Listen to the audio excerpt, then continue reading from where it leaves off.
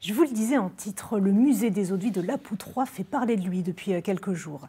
D'abord car l'année a mal démarré après un vol dans les collections. Mais cette mauvaise nouvelle est éclipsée par une bonne, l'acquisition d'une belle pièce qui tombe à pic pour les 80 ans de la Libération. Reportage Stéphanie Malauran et Cathy Hubert. René de Miscot se souviendra longtemps de son début d'année 2025.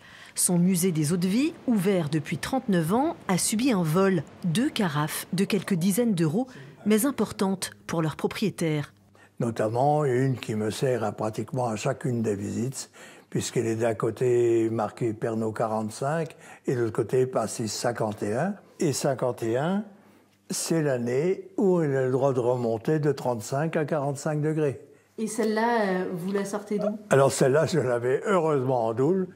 Un événement fâcheux que le gérant des lieux préfère oublier pour mettre en avant la bonne nouvelle de cette année. L'acquisition de ces 2 caves à liqueurs datant du milieu du 19e siècle. Des carafes et des petits verres très chics, bien en sécurité celles-ci.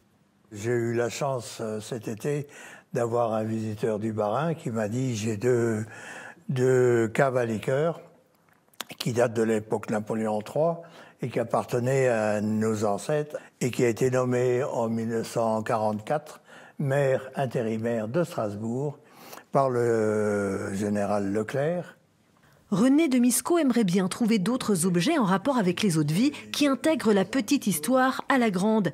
C'est ce qui attire les 30 000 visiteurs annuels. C'est aussi ce qui lui a valu d'obtenir 2 médailles du tourisme du ministère de l'économie, dont celle en argent le mois dernier.